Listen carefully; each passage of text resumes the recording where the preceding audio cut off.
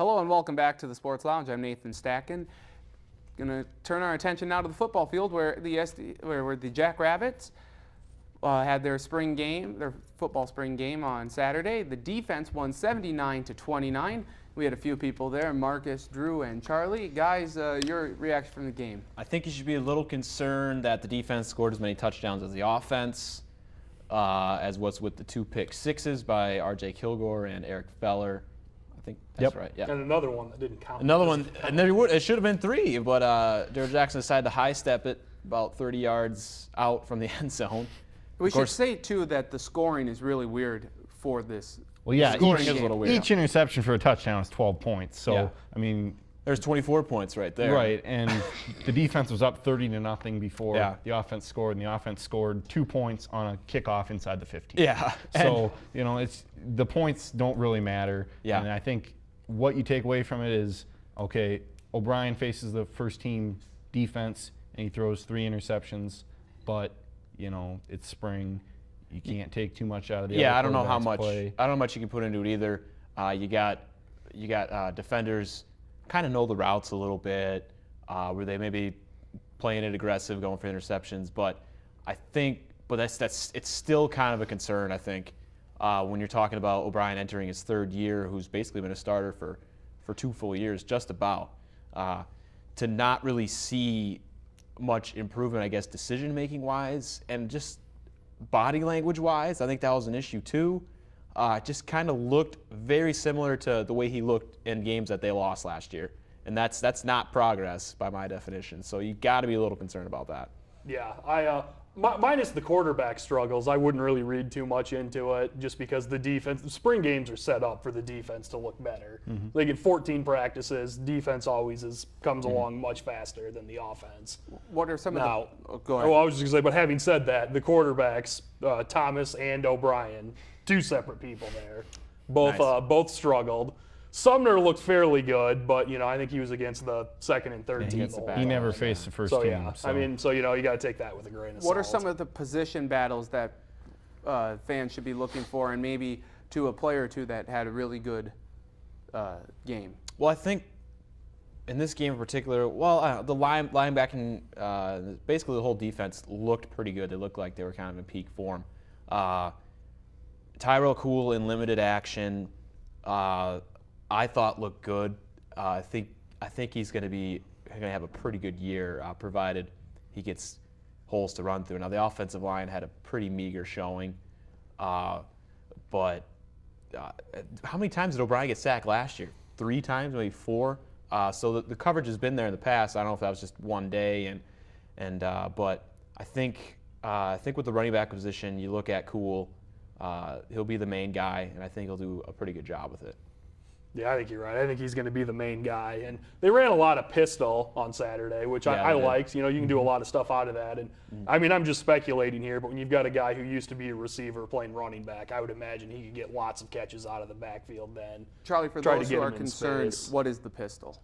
The pistol is the shotgun formation, but instead of as far back, you're about a step and a half closer, and the running back lines up directly behind the quarterback.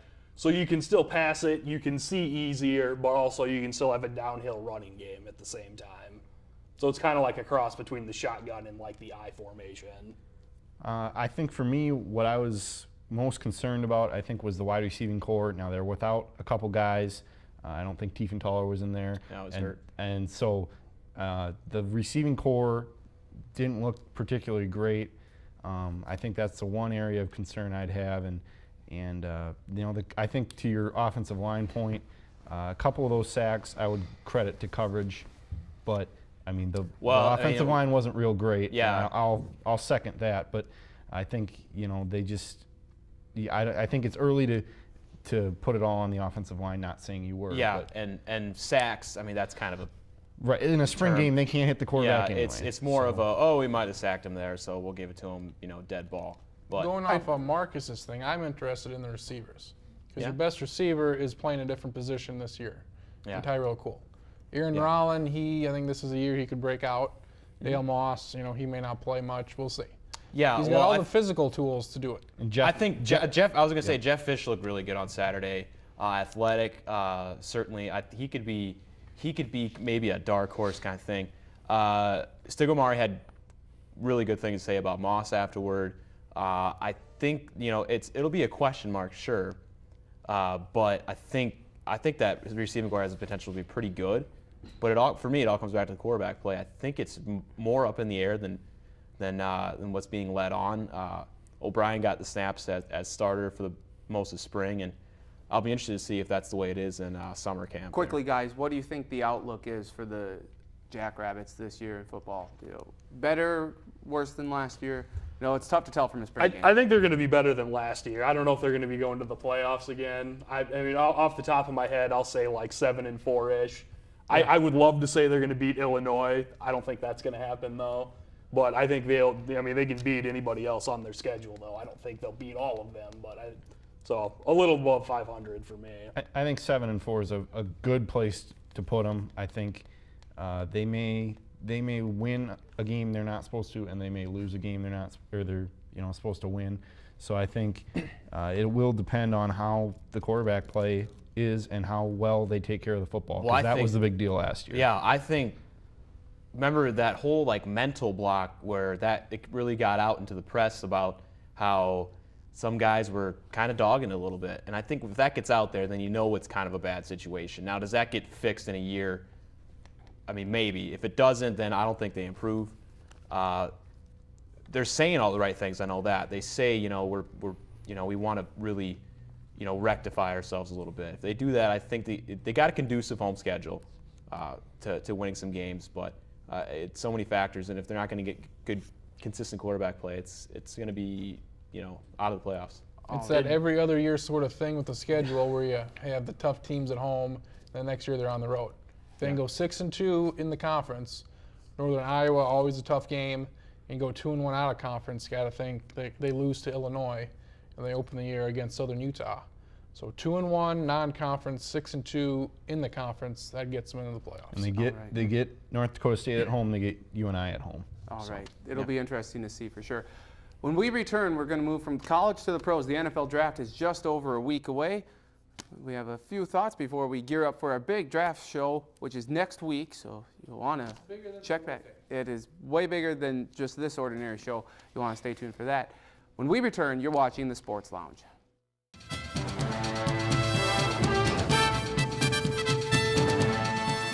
Hello and welcome back to the Sports Lounge. I'm Nathan Stacken. We just talked about the SDSU spring game. Now we're going to head to the pro field where the NFL draft is just over a week away. And as I turn to the panel here, just a couple of thoughts on some movers and risers. Risers and fallers, yes, from the individual pro days at schools and whatnot. And do you think Carolina's going to take Cam Newton at 1? I think things are starting to come together now, about a week and a half out. Newton 1, Darius 2, Von Miller 3, A.J. Green 4. There it is. Well, I'm a big Von Miller guy. I think he's, certainly talented. I think he's as underrated as you can be playing at Texas A&M. Well, it's a size out there, the question. Yeah. And I think, it depends on whether or not, I guess Carolina is now sinking their hopes in Cam Newton, even though they have Jimmy Clausen, who apparently they've lost faith with. They don't have John Fox there anymore. So I think they'll probably take Cam Newton. Whether it's the right decision or not, I don't know. But it seems like they say this every year. If I was the Carolina Panthers, I'd try to trade down and get more draft picks, but that's obviously a lot easier said than done. I'm not a huge Cam Newton fan. I think he most certainly could be amazing, but I think it's far more likely he's going to be a guy in a trivia question 6 years from now. And I'd try to bolster the defense at first. I'd probably go. What about A.J. Green to the Panthers? I think he could be a very good receiver. Could pair him alongside Steve Smith. Well, I think with the quarterback class that's going to be coming in, with a lot of really good potential for a lot of really good quarterbacks, I think Carolina would be remiss to maybe pass on all of them.